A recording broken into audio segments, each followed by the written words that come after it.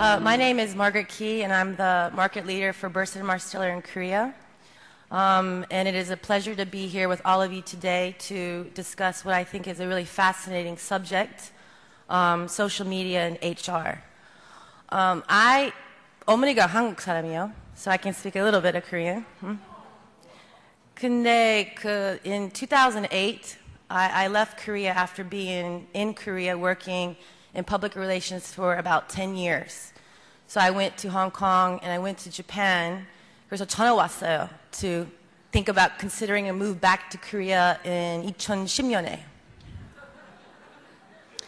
And one of the reasons why I decided to come back to Korea is because when it comes to social media, when it comes to technology, and when it comes to mobile, the conversion of all three, 세션에서 is 최고, is the leading country in terms of all three dynamics, right? So when I was in Korea, I remember the first social media network at that time. Does anybody remember what that was? 첫 번째. So I can't answer the group, but it was I Love School. 그리고 다음에 Cyworld. 그리고 다음에 Twitter. 그리고 다음에 Facebook. So everything related to technology and again mobile and the dynamics, in Korea, everybody around the world is watching. The reliance on social media is amazing. The mobile penetration, again, globally is #1. Everybody is looking at Korea when it comes to the pioneering or leadership in this particular sector. So, a lot of my clients ask me, Margaret, what do we do with these social media channels to engage with 소비자s, right? Clients or customers? How do we manage these social media channels? How do we engage? So it's really about promotion. And then nobody nowadays really, I think, in Korea, nobody really understands how to promote when it comes to employees, prospective employees. The real focus is on how to promote brands and companies through the channels. But how do we engage more effectively? Currently in Korea, Facebook has 10 million users, and it is growing every single day. So what is it that we could learn when it comes to HR?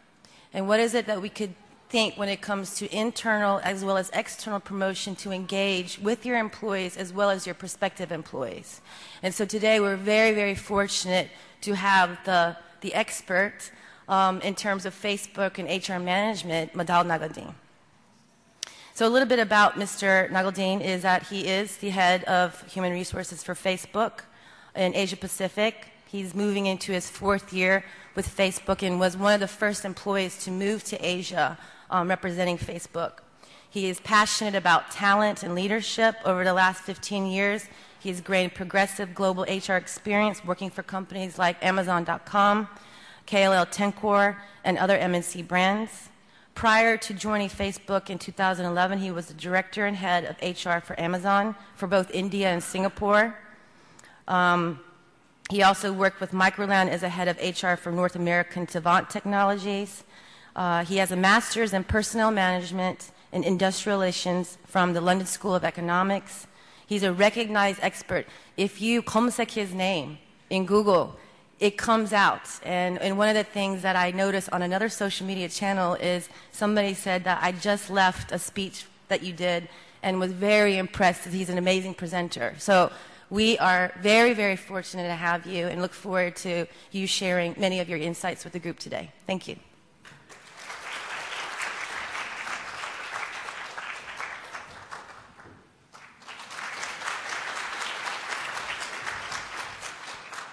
Thank you very much. I'm really honored to be talking to this great audience, and also thanks to the organizers for having me here. And my talk over the next 60 minutes is going to be a mix of what we believe in terms of making the world more open and connected on one hand, and the other is the story that Facebook in itself has to share with you on how we work in the company. So this is not something that I would like to say that a bunch of slides which are purely academic in nature. This is actually how we work. So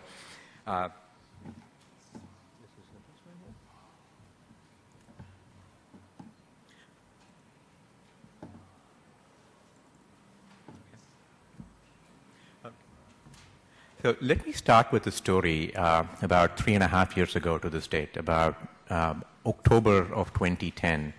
I was in Australia with my family. So my family is a mix of Indians, Australians, and Americans. So you can know that once you have an Indian family, it's pretty big, and you add the other two, it actually is a pretty big family.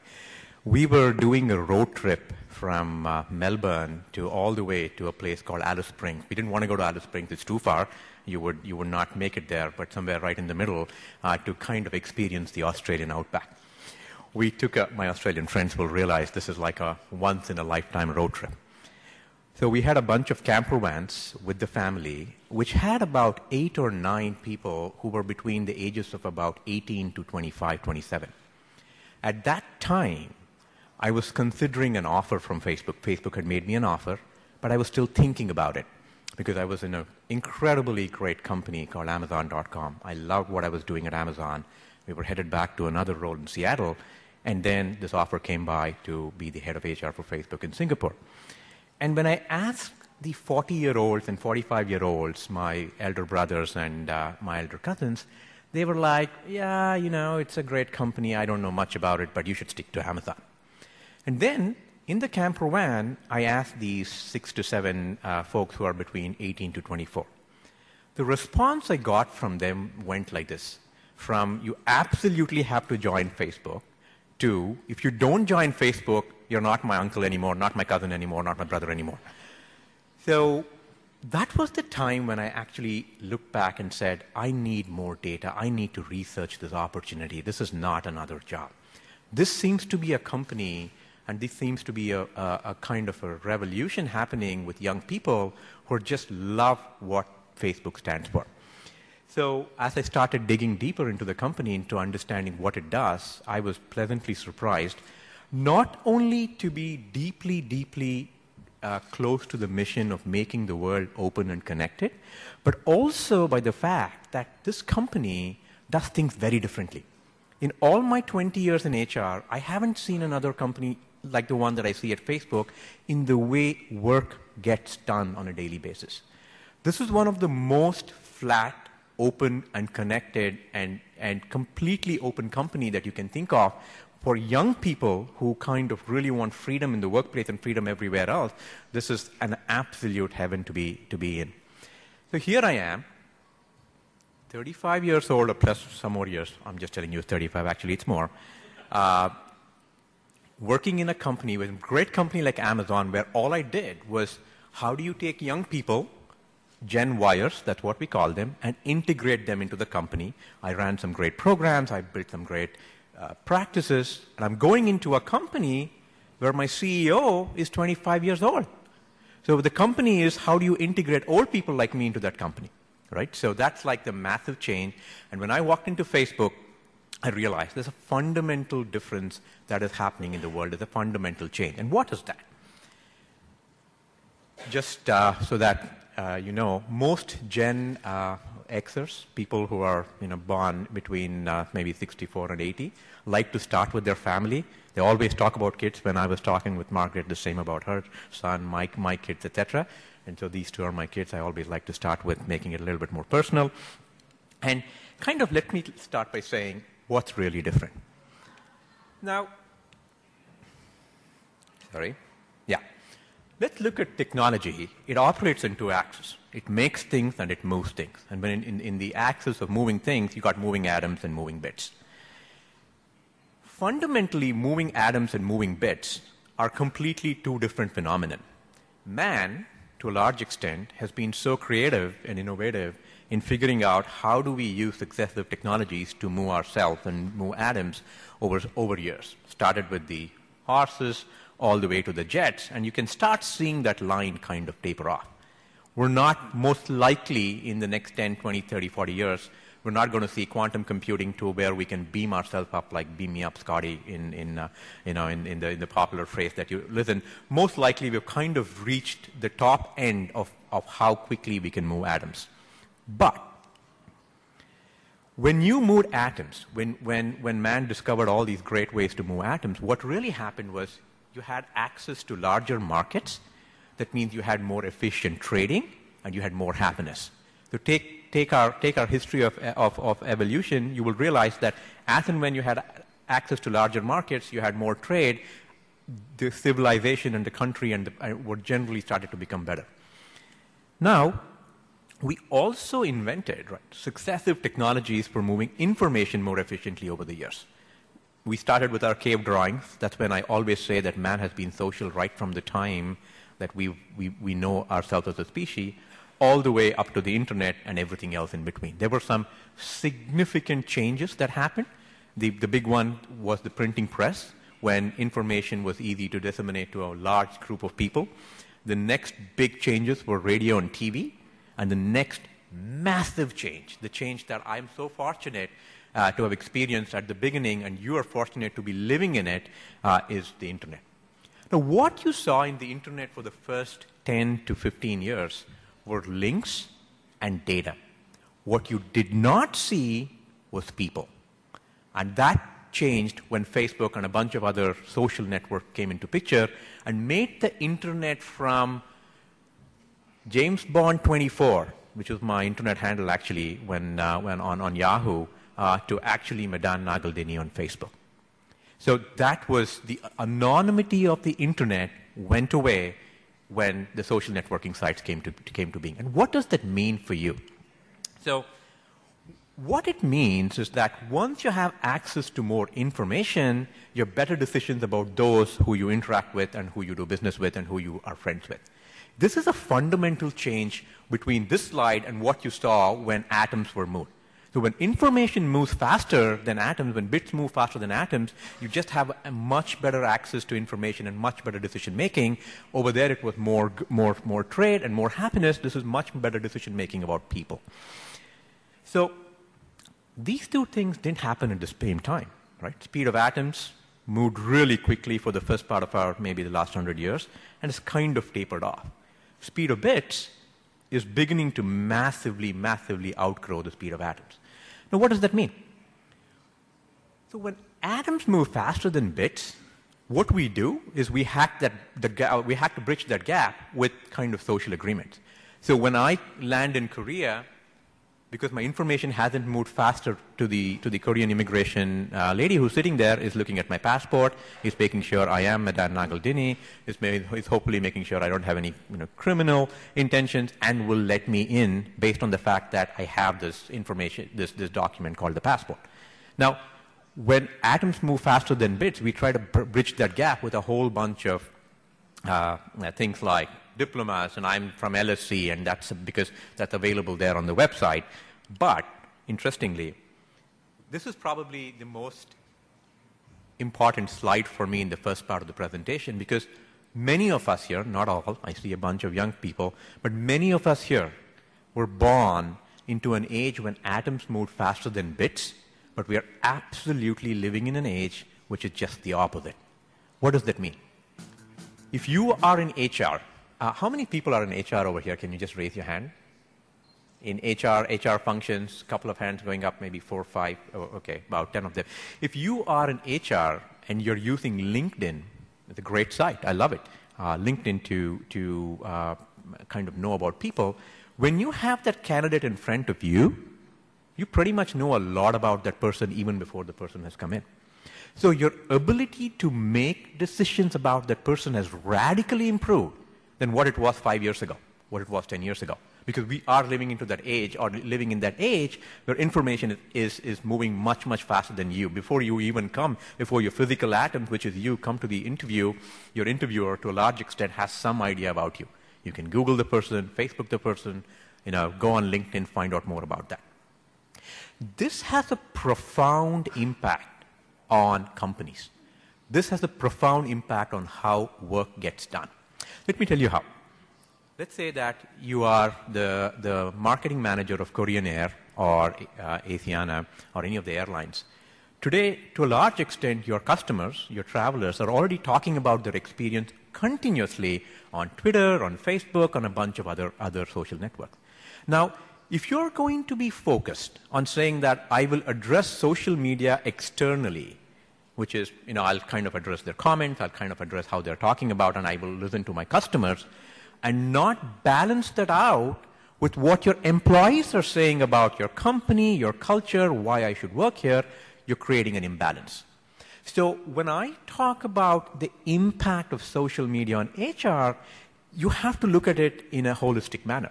Companies are doing a lot. Your CEOs, your board, your shareholders are asking the hard question, what is the impact of social media on the company? If you are in HR, you need to answer that question, what's the impact of social media on HR? So let's go into, sorry, this is the slide that I talked about, saying that our generation, our contributions will be in the social space. So this is an interesting slide which came out about a year ago when a young intern from Facebook basically took all the Facebook users, we were about 700 million users at that time, and he drew connections. This is not a map of the world.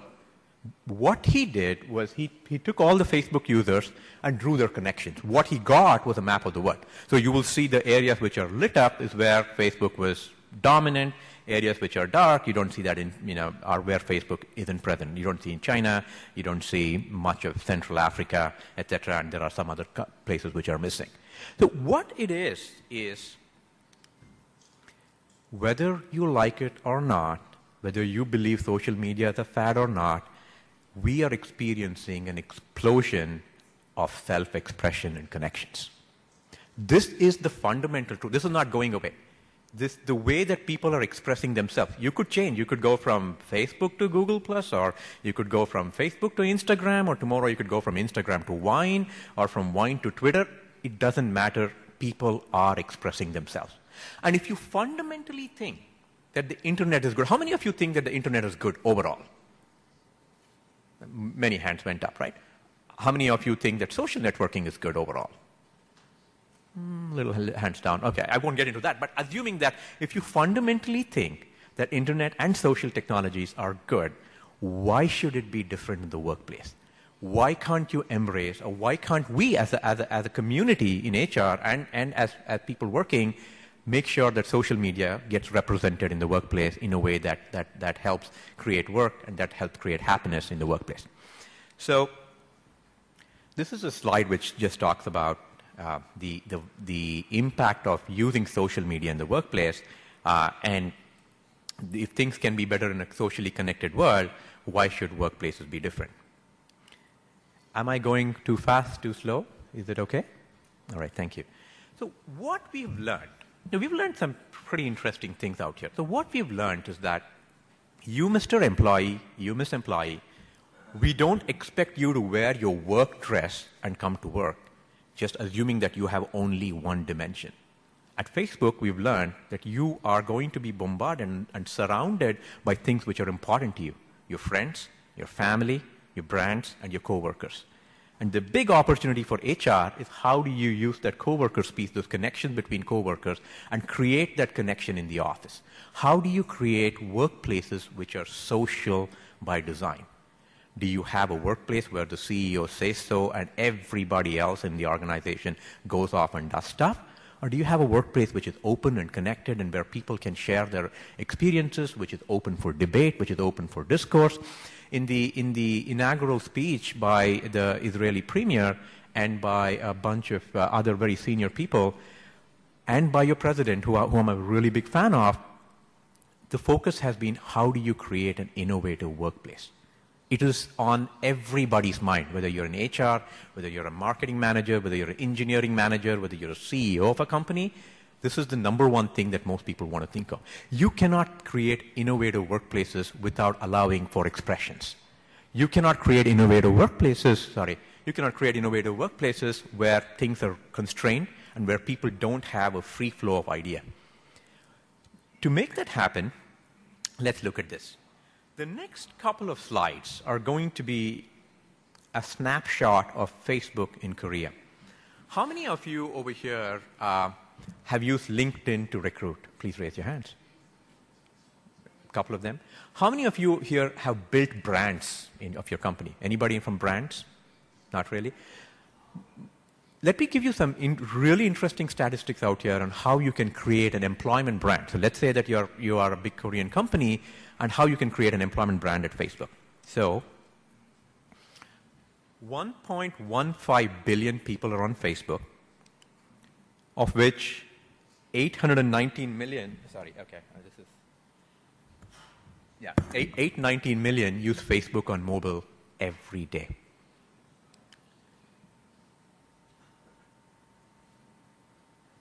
A 100 million people use Instagram. Maybe I can just use that. I just want to make sure I'm right with the numbers. 11 million people use Facebook every day use Facebook every month in Korea. 11 million. If you were a TV media planning specialist, anybody from TV media planners out here? All that you want is this massive size of your audience. You've got 11 million people who are using Facebook in Korea. Now, in Korea, every month, on an average, more than 9.9 million people visit Facebook on their mobile phone. 9.9 million people. That is like, you take all your TV audiences together, you wouldn't be able to hit that number. That's a massive number of Koreans who are using Facebook. And when you look at how do you want to target these people, I'm using it when you want to target these people from an employment standpoint, etc. The average online reach for narrowly targeted campaigns is 27% accurate. So let's say that you were a media where you would say, I want to reach 18 to 30-year-olds, both men and women, who have a master's degree and who live in Seoul. The accuracy of Facebook is 91%. The accuracy of any other media is 27%. So you can imagine saying, what can you do with this massive, massive targeted audience and reach? And the average online reach for broadly targeted campaign, I want to reach all Koreans between 20 and 45. If you could go to any media, that would give you about 77%, and we would get to about 94%. So why is this important? It's important because if you are in HR and if you are trying to figure out how you want to build your employment brand online, this is a massive medium for you to use to build your employment brand online. Most people use social networking. They think that, it is LinkedIn and I need to find jobs. Great platform. I love it. I use it too. But how many companies have thought about actually building the brand? And this is a great platform given all this stats on how you can build the brand. Let's talk a little bit more about stats. 60% of people who use Facebook globally every month will visit the site daily. Daily. Let me give you some more. 6.8 million people visit Facebook on their mobile phone every day. 20% of the online time spent is with Facebook. That's 1 out of every 5 minutes. And Facebook reaches people every day, literally every time. Look at that. Early morning, late morning, lunch, noon, evening, late time. We've got the audience out here using Facebook. If you were a brand builder, this is like gold for you. This is like, oh my God, how do I use this in a way responsibly to reach the audience in a way that they would see my message? So if you are in HR and if you are thinking about building employment brands, I don't see too many people in HR here, but if you are in HR or if you are in any kind of function which has an outreach to people, this is a phenomenal brand that you shouldn't, it's a phenomenal platform that you should significantly consider just because of these numbers. Let me give you another mind-blowing stat. Look at this. Koreans use Facebook as often as they watch TV in a week. So, does anybody here run a small business? Okay, I don't see too many people here, but using a small business. If you have any kind of business idea, if you have anything that you want to reach a massive audience, you cannot ignore Facebook, you cannot ignore social media. I'm not saying it's just Facebook, but you cannot ignore this. This is happening on a real-time basis. People are sharing, connecting, talking about what's happening, whether you like it or not. So, and depending on which function you are, you need to know how to kind of use these numbers. And finally, right, if this is an interesting stat, because if you really look at the time spent on the Facebook property versus time spent on the rest, it is pretty mind-blowing. We've got 6.2 hours every week Koreans spend on Facebook. Whereas if you look at the other sites, the numbers speak for themselves. So my takeaway, and what I want to leave you with an impression on this part of the presentation, is more about that social networking is here to stay. People are going to be expressing themselves. There is an explosion of self-expression and connections. People have a fundamental need to connect, Facebook or not, Google Plus or not. The connections are not going away. People trust each other. Most likely you would have bought a car because based on your friend's recommendation. You wouldn't just go into a car dealership and walk away with a car. You will ask your best friend. Or you wouldn't even go to a movie without calling up a friend and say, how's the movie? You wouldn't buy a book without asking a friend saying, how's that book? You wouldn't buy a dress, or you wouldn't go to a mall without kind of getting some kind of confirmation from someone you trust. Now take that fundamental human behavior and transport that back onto the online world. And that is Facebook for you. So some more stats which are pretty interesting. 59% of smartphone users return to Facebook more than once a day. Okay. So having talked to you about the brand and just having talked to you about the usage of Facebook in Korea, let me kind of take you through a journey, which is what happens at Facebook. What do you guys do? Why is Facebook voted as Glassdoor's best employer in the US for the second consecutive year? Why is it that many people love to work with companies like Facebook, Google, Amazon, Apple, and in my personal view, Facebook and Google are right up there. What do these companies do differently? And what's it that if you are in HR, or if you're running your own firm, or if you're a leader, or anything, what can you walk away from this? So as I told you, the next couple of slides are going to be about who we are as a company and what we do internally. So there's no right, there's no wrong. This is who we are. And I want to be deeply, deeply respectful to the workplaces in different parts of the world. In Korea, it's different, I understand. In Japan, it's different, I understand. But just take this for what it is. That is how Facebook goes about doing its work. So we talked about building of your employment brand. We also talked about the fact that given so many people sharing and expressing themselves, there's a monumental shift in how work is getting done. One of the things that we have at Facebook are small teams. None of our teams are big. Our teams are very, very small. The fact that, most of the teams are 5 or 7 people. And very interestingly, our managers and our leaders are socially connected doer leader. Let me tell you what that means. We don't have any job at Facebook which has only management, where your full-time job is managing 20 people. There is not a single job at Facebook. Every manager at Facebook has to code or has to do his real job or her real job to about 70 to 80% of the time. About 20% of the time, the focus is for the manager to manage the team. And what do we expect when we ask a manager to manage the team? We don't expect the manager to say, fill in the person's goals, give the person a review. That's basic. We demand that the manager create an awesome workplace. We measure something called as awesomeness in the workplace. So we demand that our managers go beyond managing and take a deep, deep interest into your life as the employee's life, into what they want, into their career, and we measure that. We measure how effective managers are on a monthly basis. We used to measure it twice a year. That was not good enough for Facebook. We said we want a rolling monthly average on how the company is doing from a management standpoint. Now that is fundamentally different than any company I've worked with before.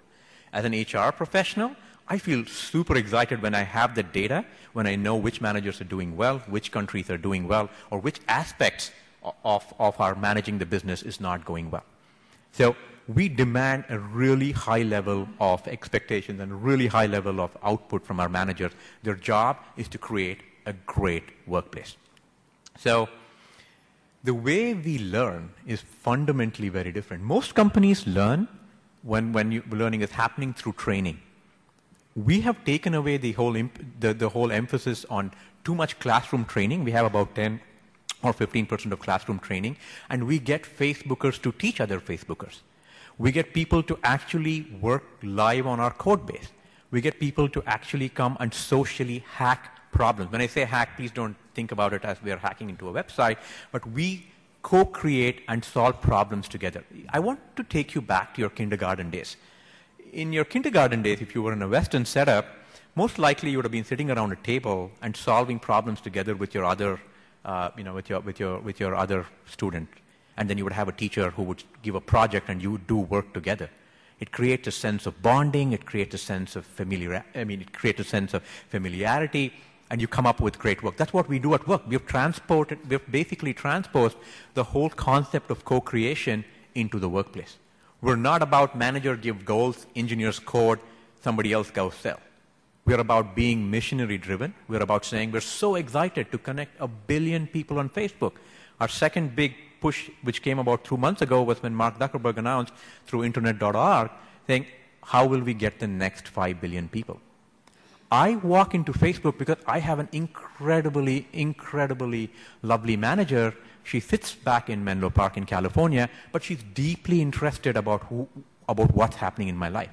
She doesn't start my meeting by asking me about how I'm doing on my goals.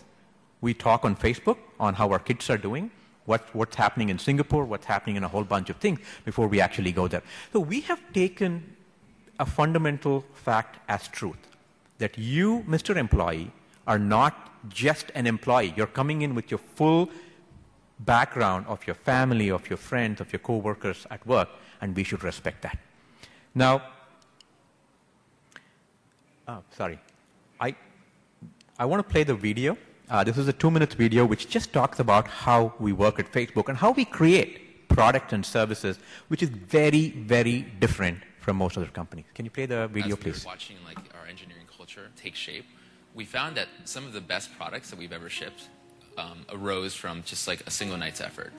One of the longest standing traditions at Facebook is hackathon.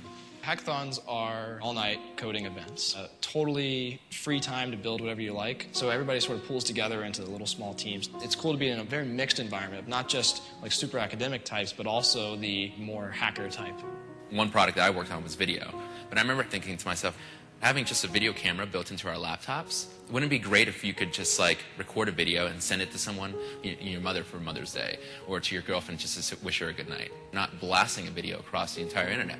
We were just like talking, getting all excited about video, and we were like, hey, Zuck, check this out. What do you think about video? And he was like, oh, this seems like kind of good. We sat down and we churned through this code for an entire night. So Leo built like, the playback interface, and I built the initial transcoder. And the following morning, we were just so close. Everything was like all the parts were already in place. Once we got it working, everybody piled into the room, and we were just like freaking out. It's like Apollo 13 landing. The only thing that's missing is like the guys in the NASA room smoking profusely. 40 hours later, we basically had a complete product. Hey, Putnam. Just wanted to congratulate you. You've done a lot in the past day. I hope you're getting a lot of rest. After this ridiculous 40-hour sprint, we woke up the next day and the dashboard was just filled with videos from people that were like, holy cow, this actually works. Can't believe you guys did this in just like 2 days. The thing that kind of like kept me going was the knowledge that like what's on one screen will one day be on 250 million. It's just like run away in a way that I never expected it to. As soon as we launched it, someone in Egypt was already recording herself. When you're sending each other video messages on Facebook, it's just your friend watching. It's a lot more personal. It's a lot more real. It's really fun to just go back and see videos of me and my fiance when we first started dating and say like, wow, look at how much we've grown up. Holy cow, like this is what we look like. This is where we were in that particular time in our lives. There's no way that video would have ever shipped if we had, not actually just gone ahead and built it. Last month we served like 1 billion video views. That was kind of mind-boggling to me. I was like, are you sure you didn't like add a 0 to the end of that? It's just testament to how ideas can go from just like 2 engineers to 250 million people. At this point, it's really just me dealing with like 500,000 videos a day. I mean, look at me. I'm 22. I started here when I was 19. How many opportunities in your life do you get to change the way that the world communicates? How many chances do you get to build a communications platform? 1 or 0. You don't get 2 tries at this. And there is no way that I would kid myself into thinking that I'll work or I'll ever have this level of reach in anything else that I do in my lifetime. So that's both staggering and exhilarating and humbling and just like insanely good. This is Everest. Like there's nothing else, you get this thing done, you do this thing well, and then you can go home. You can say, hey, I changed the world. Yeah. So that video kind of just tells you how we work on a daily basis. We don't have big teams. We have 2 people, 3 people, maybe 5 people teams just doing extraordinary work at Facebook. People feel energized when they have small teams, when they have big responsibilities. So let's sorry. So if I were to sum up, and we'll talk a little bit about it, this is our culture. As I told you, there's nothing right, nothing wrong. This is who we are. One of the things that we demand is we demand openness, freedom, and an egalitarian benefits and approach to how we work. We don't expect, just because let's say I'm a VP or a director, I should go business class to fly, and just because someone else is like an engineer or something else, they should fly at a different level. We believe in treating people equally, irrespective of level. We have absolutely no offices. Nobody has a cabin. No cabins across Facebook, including Mark Zuckerberg. He sits on the same floor. Everybody has access to the same IT and every other equipment that you can think of. That's because it's gone deeply into our roots that we're social. We need to be egalitarian, right? We've got very interesting things in terms of how we look at creating our benefits. We have free food. We have free, great benefits around laundry and everything else. Most people, when I bring this up, they're like, oh, that's just you want to do some cool things to beat your search giant down the road. But that's not really what we want to do. What we want to do is to recognize that our employees need to have benefits that impact them, that make a difference in their lives. When you have 20, 22-year-old people, which is half the company, they most likely don't know how to cook and figure out where to go get food. So our needing to give free food is really not about wanting to be cool. It's about, do we create benefits that create a massive impact into the lives of our employees?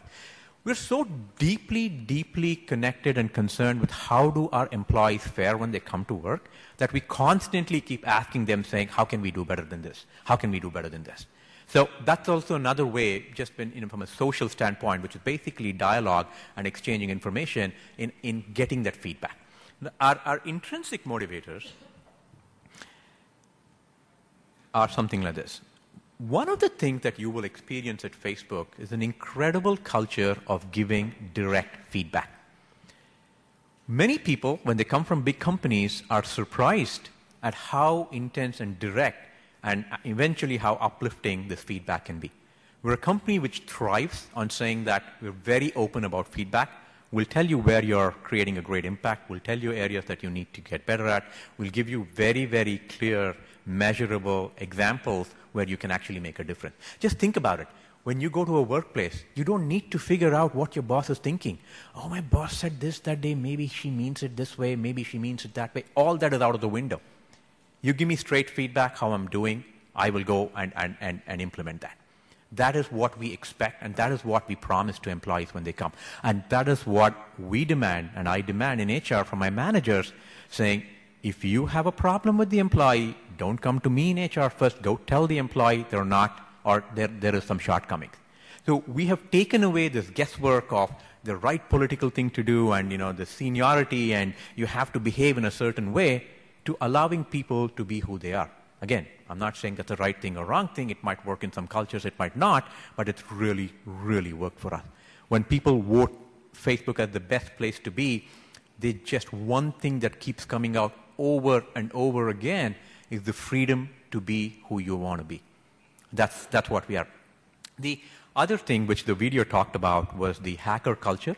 The people get excited when they solve a problem together in a community. So that is one of the things that we constantly encourage people to do, saying don't go and try and solve problems in isolation. Try and get a bunch of people who are interested to actually come and work with you. The other thing that which is again fundamentally different, we celebrate failures. It's okay to fail at Facebook. We tell people fail fast, fail harder, so that you can go and learn from that. Because if we didn't allow people to fail, we wouldn't have existed as a company. One of the biggest things that I have seen culturally, even in America, I worked there for 10 years, and between Facebook and most other companies is an ability to embrace failures and talk about it openly. You will see senior leaders at Facebook talking about failures and talking about success in the same breath. We're not shy about that. So we've basically taken what most workplaces are not and created that at the workplace. Let me just put that. The next couple of slides are what I call as the myth reality slides. And you will love this because what you see here in black is the myth, and what I'm going to put next is the reality that we have seen at Facebook. This is a pretty common myth. This is pretty common in most companies. The company talks, the CEO says stuff, and I listen. But hello, at Facebook, it's just the opposite. I'm in constant dialogue with my company. I need a platform. I, as an employee, I need a platform where my views are being heard, where I can go and ask Mark Zuckerberg what is Facebook's stance on this particular issue that is that is out in the press, or what is Facebook's stance on allowing paternity leave to be equal to maternity leave? Is that the same? What's Facebook's stance on this? I need a platform where my voice needs to be heard, and we provide that platform. I'll show you in a minute how. The second myth, I learn from those with more experience than me. Mr. Manager, I respect you because you have more experience than me, that I learn from you. That is not true at Facebook. We love our managers. They're very, very smart people. But the truth is that I learn from everyone around me. When you have a product which is co-created by your peers, which is co-created by a bunch of people coming together, your learning goes like through the roof, as opposed to just learning either through classroom or somebody who has supposedly more experience. Third myth, I'm evaluated based on how much time I spend at work. Whereas the reality is the impact I have matters most. We ask people to show us impact. We don't ask people saying, what are your goals? How did you do against each of those goals, etc. Our fundamental focus is saying, what did you create? What did you innovate? What did you develop? What was the impact of that? So when you have that dialogue, when you just for a moment think about it, when you're kind of having this dialogue where your manager is talking to you about the impact you're having, as opposed to what happens to your 20 goals and whether you tick them or not. It just changes the whole workplace culture diametrically. The fourth one is progression in my career is vertical and logical. I lived in this myth for a long time because most companies, you would think the way you progress, you start as an engineer, senior engineer, team leader, manager, engineering manager, director, VP, right? What we have done is we've taken that away and said our progress in my career is by building skills and pursuing new experiences. We're really, really big about giving people new experiences at Facebook, as opposed to having discussions, when will I become senior manager? We talk about, I think, Medan, you need more experiences in working in Korea and Japan. So I think you need to spend 6 months out there to be an effective head of HR for APAC. The dialogue completely changes. It happens very similar to what you were if you went to Montessori school, right? Where the teacher talks to you about your strengths and at best tries to neutralize your weakness. We're a company which focuses significantly on taking your strength and amplifying it, as opposed to trying to take your weakness and say, oh, look, you're not good at this. Young people don't like that. Whether we like it or not, 50% of our workforce will be Gen Yers in just 12 years from now. And Gen Yers, young people, do not like to be managed on their weakness. So, and the final one is I work for a paycheck, is I work to contribute to the world in a meaningful, unique, and valuable way. I'm starting my 4th year at Facebook. I still have the same energy. I'm so excited to go to work every day because I fundamentally believe in the mission of Facebook. I think it's a great workplace, everything is great, but fundamentally believe that this is an incredible workplace to be. So if you can create an environment which is missionary-led, you could be in an airline company, you could be in a finance company, you could be in education, but fundamentally what people strive for and seek is mastery, purpose, and autonomy. If you can create these three, purpose, autonomy, and mastery in your workplace, whether you pay people the best in the market or not, you will have a lot of people staying. And that's what we've learned. And the purpose, mastery, and autonomy is a great book by Daniel Pink, who talks about this in his book called Drive. So, and finally, I feel anonymous to I feel understood and cared about. This is a big problem in big companies. Most people feel anonymous. And by the time you're 25,000 people or even 5,000 people, you're just one more worker coming in and doing your stuff and going. How do you break through this jail? How do you break through this problem of scale, which is feeling of anonymity to feeling understood and cared about? You know how we do it? We use Facebook at work. Every day, every single Facebooker uses Facebook at work to express, share, comment, and talk about what's happening at work. It is liberating to a point where people, when their first 3 months people are so overwhelmed with emotions saying, I can say this on the tribe, and I can say this is bad or this is good, and people will actually respond to me asking me for my opinion. My opinion matters. So I'm not a worker coming in here and fixing a bunch of code and going away. I can pretty much say anything about anybody in the company or any project in the company, and I will have people listening to me. So when you look at social media and you look at social media at work, while many of you are experiencing social media to share about your friends and families and things that are happening, when you import that feeling at work, it's extremely liberating for people. And that, to a large extent, has made people just love and work at Facebook. So finally, if you're in HR, and not many people are in HR, so I'll kind of move away from this slide quickly. Here's my ask to my HR community is, think about piloting a social network at work. It could be Facebook, it could be Yammer, it could be Jive. There are lots of software available. But this is not going away. People's need to share, people's need to connect is not going away. You need to know how to harness it as an HR leader, and the ones who harness that are the ones who will make their organizations more agile, more innovative, which seems to be the big theme for this conference. When most speakers come here and talk about their company values, when I'm sitting in the audience, I'm like, yeah, it doesn't matter. It's just a bunch of good values. Great. So what I tried to do was I said, let me take our company values and show you by an example out there how we live our values, right? So every Friday, we have a company value of being open. Every Friday, we have Mark Zuckerberg addressing the entire company, which is Saturday morning for us out here in APAC, just like a few other tech companies do, on topics that you can ask him anything on. There is nothing, so therefore, if you are a bad manager, if you have bad management in particular places, the information flow is very, very open. There's nothing that people can kind of create or build their own little kingdom and own silo, because we don't allow that to happen, because we allow for this open exchange of the information. We actually broadcast this live across Facebook internally to every Facebook employee, and you can ask questions live to Mark. The next value we have is on focus on impact. One of the great things is that every employee at Facebook gets to dog food their own product. I have an ad account where the company gives me $250 worth of ads that I can buy. I can go to my aunt who's running a small and medium business and tell her that, hey, let me help you set that up on Facebook, and I will actually give you my ad credit. I don't need anybody's permission. I just need to use good judgment. If my wife is having her own business, I can tell her, let's use our ad credit, because we want people to use our product.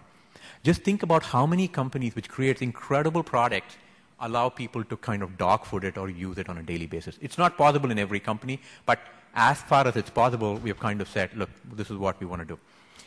Now, build trust. This is one of the really interesting things that we have in terms of almost absolutely no internal barriers to anything. I'll give you a beautiful example. I wish I had the video. We have a vending machine in the office, which is called the IT vending machine. All I need to do is to flash my badge, and I can basically, what falls down are keyboards, mouse, screen protectors, whatever you can fit in a vending machine from an IT standpoint, earplugs, car chargers, anything that you want from an IT standpoint, no permission. Just flash a badge, and you get it and walk away. If I need to change my laptop, it's the same thing. I don't need to ask for 20 people to approve it. We fundamentally believe information technology is the core tool that you need to do a great job at Facebook, so we've taken away barriers. We don't want your manager to approve anything. We don't want 5 people to be policing what you do. We're not going to ask you, why did you use 4 earbuds? You kind of took 4 earbuds last year, and what did you do with them? We just fundamentally trust our people. The next one is be bold, right? The most commonly used internal tool I told you is Facebook itself. And this is my HRBP. This is my HR team. And this is just last week when my boss, her name is Janelle Gale, she posted on this saying that, hey, team, attached to the note from the offsite, I was in Menlo Park 2 weeks ago, and she shared it with us on Facebook. We use the product that we have. It's pretty much the same Facebook that you use, except that it's a group. It's only available for Facebookers. So our communication is pretty much on the same product. I'm actually there on the right, peeping on the right corner there. And as you will see, I'm the only 2 men of 25 women. I'm so proud of this team. I'm really proud of my HR team. And we use our own platform, our own product to communicate and share. So, and the next one is the value about moving fast is that we expect almost every engineer to have a line of code straight into our production system within a week of their starting. The access we give people to information and the environment we create to help them create an impact is unparalleled. And if you are in a company, it could be anything from banking to airlines to pharma to education. My ask is that you can do a lot with social media. The question is, what do you want to do? So, say yes to social is my message, and we'll play the second video, which should more or less complete my presentation. We really don't believe that you have to have a lot of experience to make a big difference. I mean, look at me, right? I mean, I started this from college, so be bold, right? I mean, don't just make the conventional decisions, but think about how can we do something in a different way than everyone else has? Because, you know, what we're trying to do is different than what everyone else has done before. There were 20 great photos products around in 2005 that had millions of dollars in cash, that had the backing of Google and Yahoo and Microsoft, that had hundreds of features. And here we came along with a handful of people in a month and a half and built a product that boiled down and removed all of those features, except for one thing, which was tagging it, so that we organized the photos on the web around people and it completely changed the experience. That was just like that. It's like out of your brain and your ideas and a small group of people comes something that touches the lives of hundreds of millions of real people every day. No matter how big this company gets, it has this David versus Goliath sort of feeling. And I think that's what makes it fun to come into work every day. Get out there and try something. And don't be afraid. There's lots of people to catch you, and you will never get criticized for trying something for the right reasons and making a mistake. Most things at Facebook don't happen because it's mandated at a top level. It happens because there's an individual in the company who really wants something to happen, who has that deep passion to kind of figure out all the subtle product decisions that go into making a product beautiful and elegant. What we're trying to do as a management team is encourage people to see the gap. And that requires being critical and being extremely imaginative. You can work on huge problems, or you can come up with your own problem and work on that.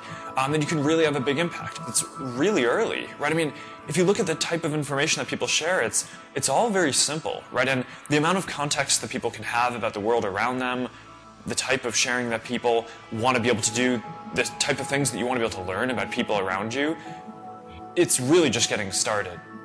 Come into work with a sense of urgency about what we're doing. Even if it seems like it's a simple task on a day-to-day basis, getting it done is the thing that lays the groundwork for everyone else to do the other things that they're doing so that it all adds up to something huge. We're not just optimizing to make the most profitable company.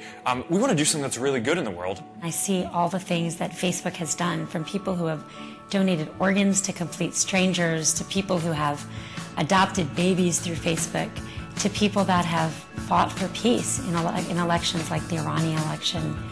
What I see are individuals connecting. And no matter what your job is here, whether you're in user operations dealing with users, or engineering where you're coding the site, or sales where you're opening a new sales office in a new country, it doesn't matter, because we're all here to serve exactly one purpose, which are those human connections which happen every day through Facebook. We're so far, far, far away from the vision of what this could be. Which is everything you use and everything you interact with, all the websites you use, the devices you use, they just feel like there's people there. And they're conduits to people that you know and that you care about. And that is an intense, compelling thing that we are out and on the verge of creating. For the first time ever in history, there's people in a database. And that means that we can build all these new kinds of experiences. And the difference between where we are and what's there, I think, is a handful of people with a sense of determination and a really powerful imagination. Right, that completes my presentation, so thank you very much for listening to me. And,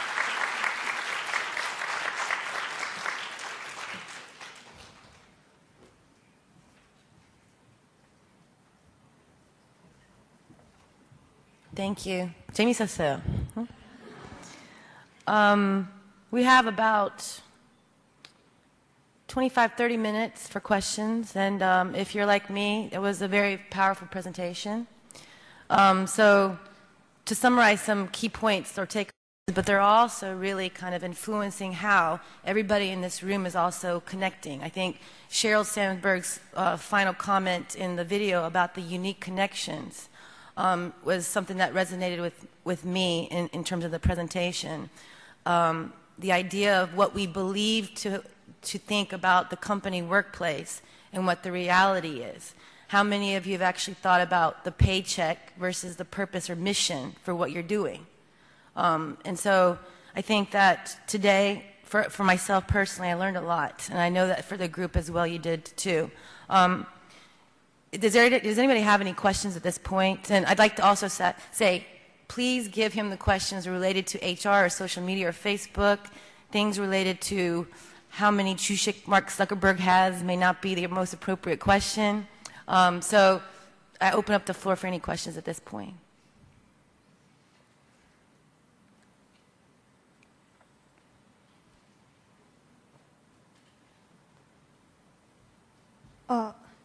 Hello, I'm a student at a Center for Creative Entrepreneurs.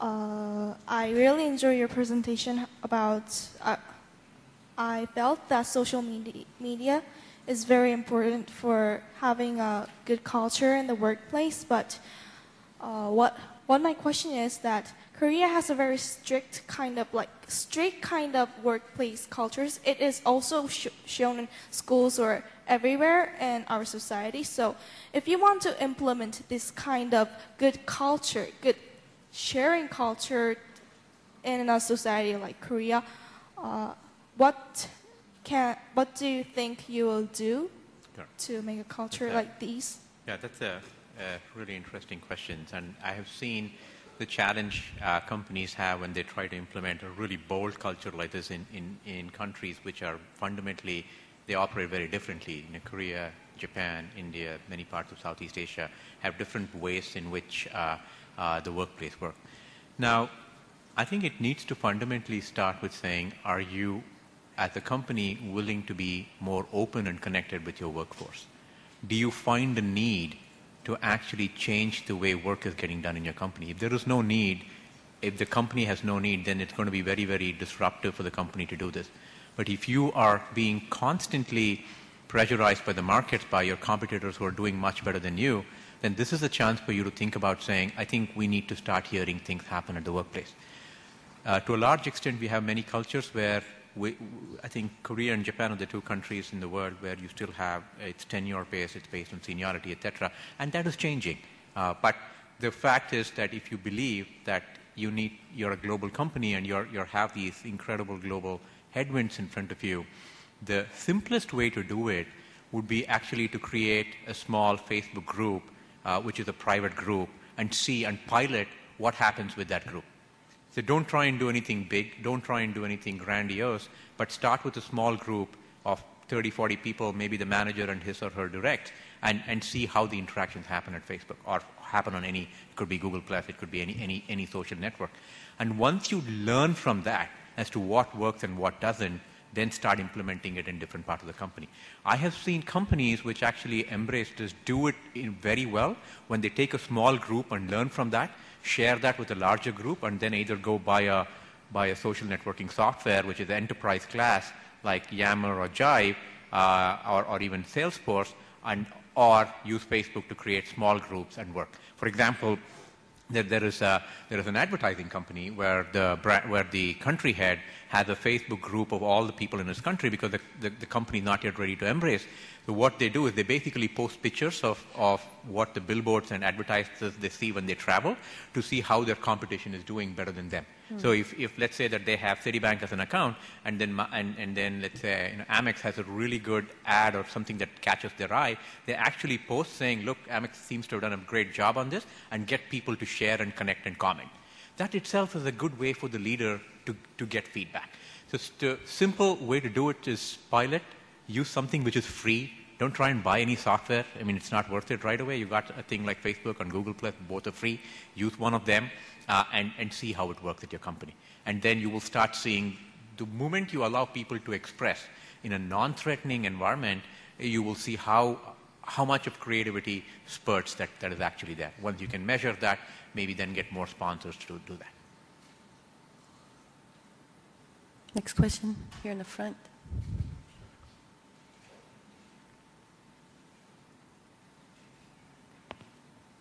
Hi, I'm Andrew Park from Indiana University, and first of all, I'm a huge fan of Facebook. I'm addicted to it. You have mentioned that a workplace is a great opportunity of human resources, but however, if workers spend too much time expressing themselves on Facebook, it feels like the productivity of conventional company will fall. So like, how do you recommend this to like conventional firms in Korea? Yeah, that's a question that I get commonly from people who tell me that if we allow Facebook at work, people spend too much time on it. Let me ask you a simple question. How many people don't have a mobile phone? The answer is zero, most likely in a workplace. Whether you allow Facebook or not on the desktop, people are going to check their mobile phone. People are going to use social networking, Facebook, LinkedIn, Google+, everything else, on devices that are personal to them. So you can either think that it doesn't exist and look the other way, or look back and say, okay, that is real. People are using that in their spare time or in the time. And you can see many workers actually use Facebook or use a bunch of things that the company is not open and connected, actually on their mobile phone. You can't do anything about it. You can go to the restroom and use it. You can't do anything about it. But the fact is, it is about being bold. It's about saying that this is real. It's not going away. People initially thought it will go away and, and everything will be back to how work was being done, but it's not going away. This is real. People want to express, people want to share, people want to on an everyday basis. You saw how Facebook reaches people from morning to night. That is true. That is data. Now the question will be, as for the company, how do you want to kind of harness that in the workplace? Right? So that would be the challenge. So the takeaway from this is that sharing, connecting, expressing oneself is here to stay. Technology has made that permanent, like email and sliced bread. They are not going away.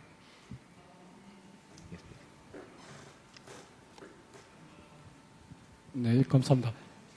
요즘에 국정원 댓글 관련해 가지고요, 사이버상에서 범죄에 대해서 좀 늘어나고 있는데요. 사실 이거 우리나라 정부가 추진하는 그거 미투데이하고 그 트위터, 페이스북 국민 소통하는데요. 그러면 이거 사이버상의 그 페이스북으로 사용가지고 고객들이 그걸 정보 보호했잖아요. 인권 문제에 대해서. 이거를 어떻게 법률안이 있는지, 거기에 대해서도 대응 방안도 있는지, 또 사이버상에서 만약에 사건이 생겼을 때 경찰청과 우리 페이스북 사용자하고 그 문제에 대해서 그거 좀 구체적으로 좀 설명해 주십시오. Yes.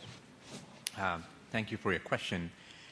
And certainly the last couple of weeks have been, or the last couple of months, has been incredible discussions around privacy, cybersecurity, and everything else. Unfortunately, sir, I will need to refer you to our PR team to get a more detailed answer. I'm unable to answer that question because I'm not authorized to, and I'm not the right person. I'm not the expert on that. But I will make sure that somebody from our PR team reaches you, and I will share my details with you to get you that answer. I'm sorry. Yeah.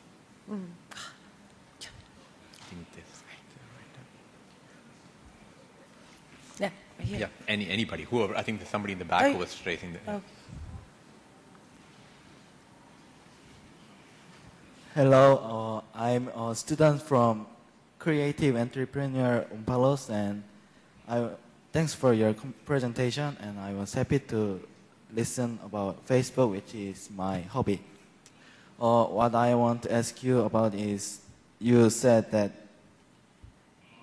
since Facebook user is online very frequently, so it is very useful for human resource, but as a user of Facebook, actually the many advertisements or like commercials, like things like that, are bothering when I using Facebook. Actually, Facebook,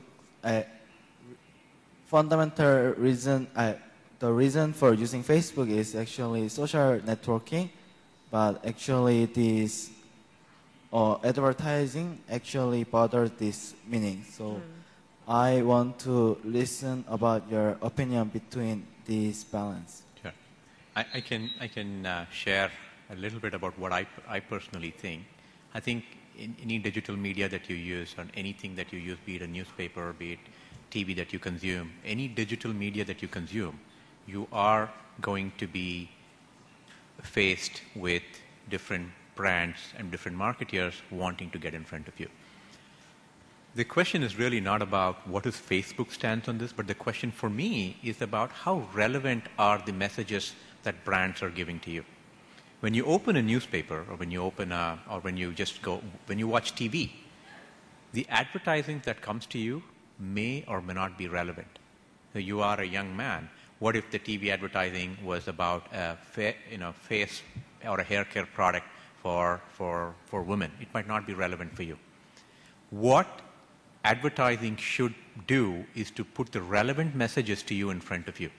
And now with a platform like Facebook, when the way we look at our users consuming newsfeed, when we have the advertising in the newsfeed, it's our desire to make sure that those advertisements are very socially very relevant for you.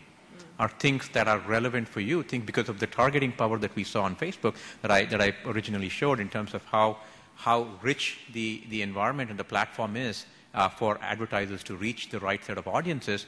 That would be a better way. Whether you like it or not, every single media that you consume, from your newspapers to your TV to digital to emails to everything else, has advertising. It's not that it's not there, and it's our desire to make that advertising very relevant to you. Thank you.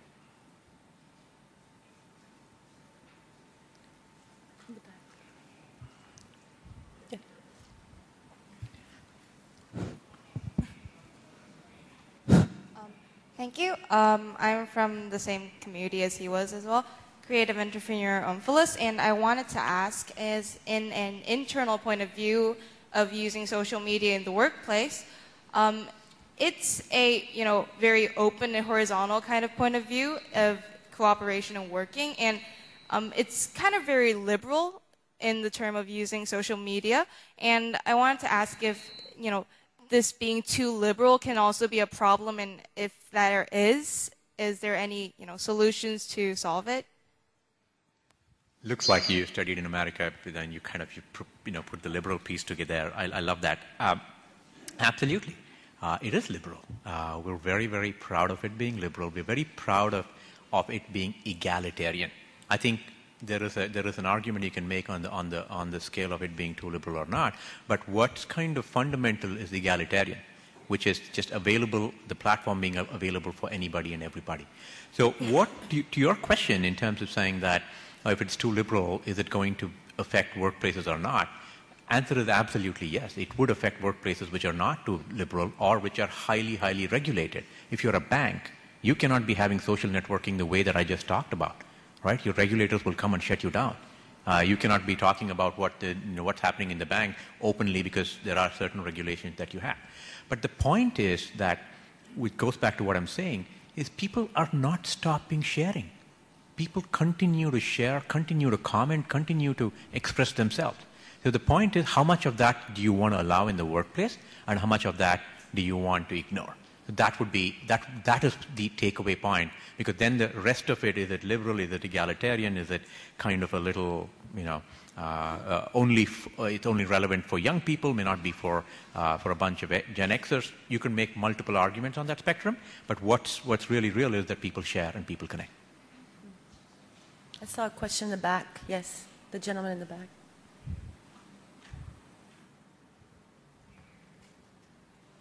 Thank you. And I am a high school student who is attending Center for Creative Entrepreneur, as they are. And my question is, I do admit the fact that finding someone in the social media is one of the best ways to understand a person. After all, I am a huge fan of Facebook, and my Facebook timeline is like my whole diary. It's like my photo diary. But the fact that is one of the important things that Facebook is emphasizing is about security. So they're saying, to whom are you going to share it to? To your friends, friends, or to just certain people? And also, we get to take friend requests or not. For example, my friends never take friend requests from parents or teachers because they simply don't want to share themselves to these people. So my question is, after all, we'd love to share. But when we do share, we share it to specific people for specific reasons. Right. As a HR, one of the most important factors you have to consider is that you're only seeing a part of only that person is sharing. So as a HR, what do you think is the transition that has to be made in order to overcome this difficulty? That's a really good question for a high school student. So I really want to congratulate you for thinking through this so deeply. Great question. Thank you for asking. The answer to your question is groups. And let me tell you my own story. So I have a sister of mine. She works for Google, where we have very interesting debates at home whenever we get together. And she uses Facebook only for the family group that she has, because she feels very comfortable sharing in a very small and contained world. She doesn't want to share anything with her friends, but she uses the family group every day, maybe 3 or 4 times, talking about what's happening from her cat to her dog to everything else, to her children, and it's like pretty overwhelming, but I love it. But that's the answer to your question. If you are wanting to share to a smaller group, then you create these groups, which can be closed, can be open, can be secret. We've got a bunch of things that you can do, and you share within those kind of groups. So your question about what is HR doing to make that transition, if you're wanting to use Facebook at work, we encourage people to use groups. The one that I showed you in my presentation, which had my HR group out there, we have about 3,000 groups in the company that you could. We've created an open culture where most of the groups, not all of them, but most of the groups, the admission to that group is open.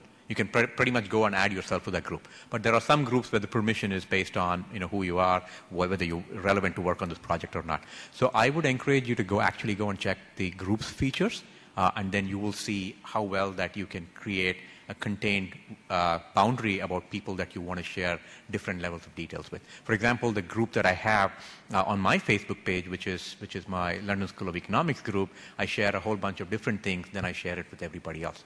So that would be the best way to kind of go about doing that. Thank you. Way back. Wait, yes.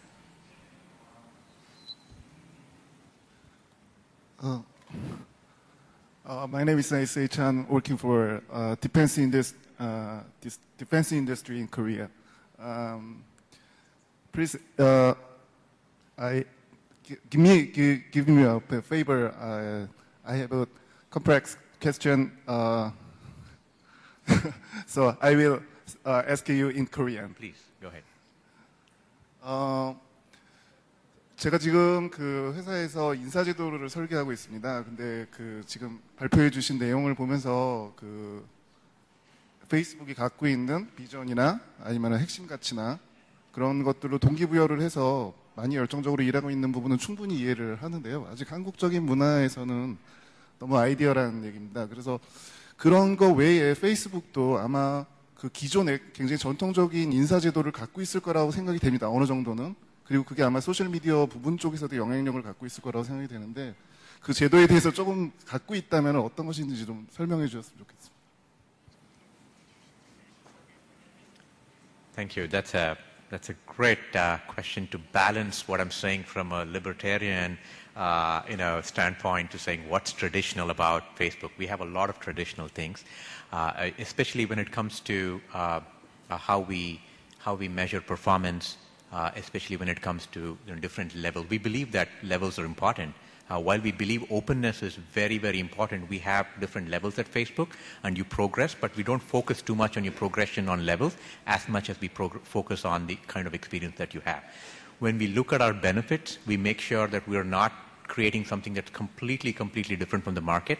So we have certain market-led practices on our compensation, on our benefits, on how we identify top talent, how we kind of work with them. We have top talent pretty much across the company, but then at different phases of the company, we want to make sure that we provide experiences to almost everybody in the company in terms of training and learning. So we do have some traditional, or many traditional practices which we think are very, very important. And which has withstood the test of time. So we're not saying that we're throwing away everything that was there in companies so far. What we're basically saying is that where we've started to make the change is about being egalitarian, allowing people to share in an environment which has no fear of retribution. You can be free to comment on anything across Facebook as far as you do it respectfully, and people will respond. So we believe that once we give people a platform to share about everything, from be it how they're feeling in the office to might be something very small about their workplace design needing to change, or the AC being too cold, which is really not a big problem to solve, to something like the questions the gentleman there asked me, where we allow people to say, what's our stance on this particular issue that has happened? How is Facebook taking it? So what happens is that if you are so let's say that you are the head of HR for the defense establishment that you're working with, once you start hearing the different levels and different people in the company talking, you can start to know that who's thinking about what and what's really important for your team. That is the advantage and the power we have in terms of sharing. So I completely agree with you. We're not throwing away the traditional and important things that we think are important. We use many of them, but where we've kind of made the change is about the openness and the two-way dialogue, and what I said, where the company is talking and I listen, to changing it to I'm in constant dialogue with the company. Question, I'll take one in the front, yes. First of all, thank you for the wonderful presentation. I'm a senior student from Hanguk Academy of Foreign Studies, and I was wondering about, as you've mentioned, sometimes some projects can fail, and the people are given to have the power to do the work they want. And I was wondering about your personal opinion about why all the workers of Facebook would keep trying to add new features that would improve their Facebook that is already good enough in a sort of sense, and keep changing those things to give more happiness for the people who use the Facebook. Right. I'll talk to you a little bit about the fact that there is no idea which is bad. People can come up with any different idea, post it on the tribe. We call the groups as tribes, and get opinion from others. So this is typically how it happens, a new product that gets developed. Mark doesn't come and say, I need a new feature on Facebook, give me 20 engineers, and an engineering manager gets up and says, here are 20 engineers, and they code. It doesn't happen that way. It happens because two people in a coffee shop in the company figured out that, hey, you know what, this is a cool feature to add. Then they would talk to 4 or 5 others and say, okay, why don't we build it? Let's prototype this. Then they would say, okay, I'm already doing a full-time job. How can I actually do this? They would say, let's hack on it on the evenings and weekends. So without any kind of management oversight and permission, you have 10 or 15 engineers, or 5 or 7, or whoever they can get, who are excited about a project, start working on a project. They create a prototype and they show it to a bunch of other people, and they get enough people saying, wow, this is great, take it to Zuck, or take it to a bunch of people who will work. So we have created so many different ways of people coming up with their ideas that the one thing that is constant in that is you don't need a manager permission. That's the only thing that's constant. Everything else is dependent on what you're passionate about and what you want to do. So your manager permission of taking permission from a manager for every little thing is something we've gone away from. So to your question on saying why would people want to add more features when it's already there, it is you want to make it the best communication platform in the world. We constantly have other great communication platforms that keep doing pretty well, and you have users who go from Facebook Messenger to Kakao Talk, which is very popular out here in Korea. It could be Line in Japan. It could be Wine that people use in Twitter, or it could be Twitter itself. We need to make sure that when you come on Facebook, you get the best communicating experience in the world. And that's why we constantly try to do better. Thank you. Right there. Yes.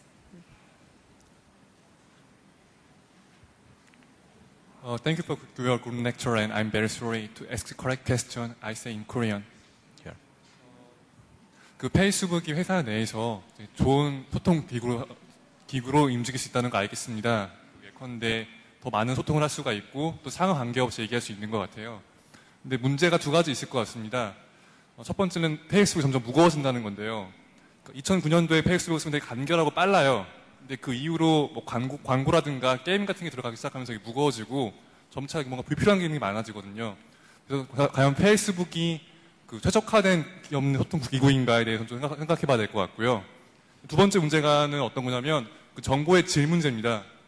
그 예컨대 회사 내에서 움직이는 정보들 중에서 뭐 중요한 거래처 내역이라든가 뭐 수익 구입 내역들이 되게 중요할 텐데 이거랑 어제 내 상사랑 동료가 뭐 어디 맛집 가서 옷을 먹었다는 정보가 같이 들어오게 돼요. 이게 과연 좋은 소통 기구일지에 대해서 말씀 부탁드리겠습니다. Sure. I think let's look at data, right? If you're an engineer, you would love data, and let's look at data. When we first released the Facebook mobile app, it had a 1 or 2 star rating on the App Store. Now it's, I think, up to about 4 stars. So we have gone from having a not so robust app on the mobile device, which Korea leads in the world in terms of mobile, to having a pretty fast experience. And I was experiencing your great, amazing 4G networks out here and experiencing Facebook.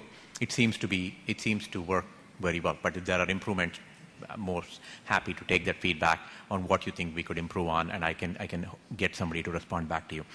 Now, in terms of the quality of information that you've asked, in terms of saying that, look, some of them is relevant, some of them is not, etc., we give you an option to hide stories that you don't want to see. We cannot control, and we don't want to control what people want to share as far as it's in the boundaries of our policy on what's allowed and what's not. But we're not the ones to make the judgment on saying that if this person is sharing where he went and had a drink or got drunk or whatever the example you gave me, it is the right or wrong. That's not our job. We need to make sure from a policy standpoint that the sharing meets our policy, and the rest is we give the users the chance to hide the ads. I mean, I want you to go back and think about this thing. How many platforms and how many media sites that you've gone give you an option to close an ad? I go to some of these media sites and you try to close the ad if you're reading some content and an ad pops up. You try and click that X, the X keeps moving out, right? Because they want you to see the ad. But we have taken a really user-friendly approach to saying if you don't want to see a story, click on the box, click on the arrow, and say hide the story from my newsfeed. So we have to be respectful to our users. We are not going to make judgments on what they want to share and what they're not as far as it's within our policy. And we should allow our users, the one that you're experiencing, an option to either hide that story or not see that story in your newsfeed. So when you actually go and click on a friend, you have different options, right? When you click on a friend on the newsfeed, you have different options. You can click on close friends, you can click on saying get notifications, you can click on saying allow a newsfeed. Please try that. You will see the power of the stories that you want to see on newsfeed. Thank you. Way in the back. Yeah, okay.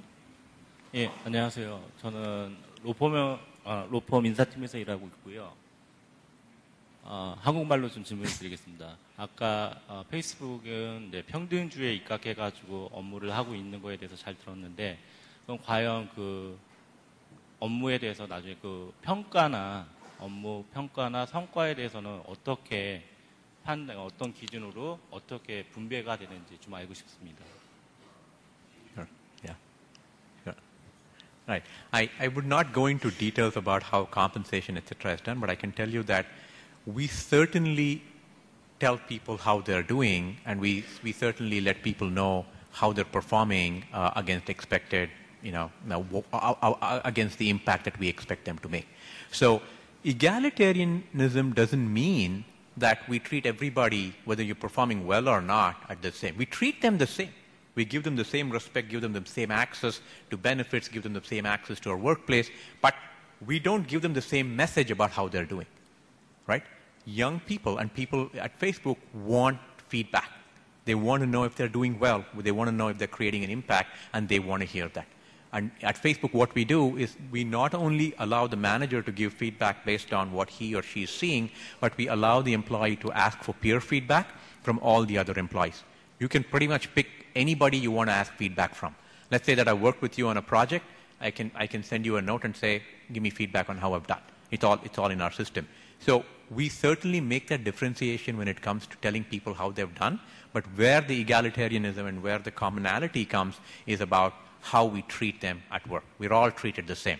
Mark Zuckerberg does not get a special treatment because he's the CEO and he does not get an office to sit, and just because I'm an engineer, I don't get a different set of workplace and different set of IT assets. That we all get to have the same benefits. We all get to experience the same culture. But when it comes to performance, we're like, to the gentleman there from the defense company, we use traditional ways of making sure people know how well they're doing and what's expected. What we do, though, differently is our feedback is focused on the impact you made. That's a really, really fundamental difference, because the feedback is saying that what's the impact that you've created as opposed to what's the work that you've done. When I ask you these two questions, saying what's the work that you've done, if your manager asks you this question today, you could say, oh, I did A, B, C in the afternoon, I went to the Global HR conference, and then I went home. If I ask you the same question, what was your impact, you could be a completely different. I went to the Global HR conference. I heard Madan Nagalldini was a great speaker. I learned something new. I hope you'll say that, but I'm just joking. But the fact is that it's a fundamental difference in terms of how you want to kind of elicit response from people when you ask them that question. So for us, that whole focus on impact is such a big thing in the company that we're constantly trying to move away from being a big bureaucratic company by telling, these are your 20 goals. Tell me, how did you do against them? Thank you. I saw a question in the way back. The gentleman in the back with the gray shirt. Yeah.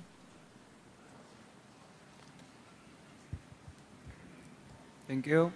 I'm a middle school student in Creative Entrepreneur on Fellows. I have a simple question. If you're working on Facebook, you will think about like lots of reverse effects of using Facebook or expressing your emotions on Facebook. So I wonder if, like, what kind of examples did you think about, and what kind of counter plans you guys made for it? Can you just hold the mic? You mean in terms of expressing emotions on Facebook? Can you like? I'm not just talking about expressing like how you feel. I'm talking about like just using Facebook or opening your personal informations. Like you might be able to like think about some reverse effects. And you're asking me what could be the reverse effect of, and the counter of sharing on Facebook. I'm not qualified to speak on that. I mean, there are always, the one that I would advise would be, when you share things on anything, not just Facebook, you would want to share things that you're proud of when you look back. So you would just want to use your right judgment and just like any other thing that you use, you just need to use the right judgment depending on what you want to share. There are some people who would like to share a lot. In my own friends, and there are some people who would just like to share very few details, so it's very hard to personalize that. But my advice would be use your best judgment, and it's something, the advice I would give my son would be don't do something that I would be mad at, which is the same thing I would say, don't share something that your parent wouldn't be proud of. So that would be just a very simple way to say that. But again, it's very, very different for each user, and I wouldn't be the right person to judge that on what's appropriate, and I mean, what is the good thing to share and what's the reverse effect of that. So thank you. We can take one more question. Yeah. Yes. Here in the front. Yeah, we can take two questions and we'll give you the last. Yeah. Thank you very much for your presentation. I also need ask to the Korean. Please. 피드백 문화가 굉장히 중요하다고 하셨는데 실제로 피드백이 회사 내에서 피드백이 그렇게 활성화되어져 있지 않은 피드백 자체가 활성화되지 않은 경우에 그런 경우에 어떻게 하면 피드백 문화를 활성화시킬 수 있는지에 대한 질문 하나 드리고요. 또 하나는 그렇게 피드백을 잘 하려면 좋은 사람을 뽑는 것도 굉장히 중요한 것 같습니다. 페이스북에서는 어떻게 사람을 뽑으시는지 공유 부탁드리겠습니다. It's a very, very relevant question in terms of good feedback. How do you make sure that good people are giving feedback? I think number one, before that, your first question on saying how do you cultivate the whole concept of giving feedback? It's very hard. I mean, if you go back to your management and say that end of the day, if your company has to thrive, people need to know fundamentally how they're doing. It could be very open feedback, but it could be very structured feedback. It could be written feedback. But the fact is, any company that has survived and thrived has a system where people give feedback. You need to go back to your company and say, if you're not having, or if you're not creating this whole concept of giving feedback, the good people, the ones who are doing really well, will go away. Or the ones who are doing really well will only do so much that the mediocre person is doing, because nobody gets feedback. Anything that anybody does is okay. So that's number one. You want to address that with data. And then just the second part of the question, how do you actually recruit and train people to give feedback? It's a really, really interesting question, because we take a lot of time in training our managers in giving them effective feedback. I can give you a simple way that we use, which is, if I'm going to give you feedback, I want you to tell, it's called the SBI model that I use personally, which is, what was the situation, what was my behavior, and what was the impact. It's a very simple way of taking away the personal element of feedback, as opposed to saying, I don't like the color of your shirt. The other approach would be saying that you were supposed to go to a meeting, it's a very senior meeting, you kind of went in an inappropriately dressed level, which is not okay for us at the workplace. The impact of this is, I got a feedback from the client who made a comment on this, so you may want to change that. It's the situation, behavior, and impact. So that's a really simple way of giving feedback. If you want to give feedback to a child, especially I have a 7-year-old and a 6-year-old, my kid will only understand when he asks me saying, so tell me when did this happen. I can't tell him saying, you're too careless. He's like, give me an example, when did it happen? I'm like, okay, in the football field you did this, and then he's like, okay, he's able to relate. It's the same learning. Tell me about the situation, tell me what I did, tell me what impact it caused. Then you're not attacking me personally, right? I think we're done with the time, but I would, since I promised the lady out here in the front, I'll take the question, the last question.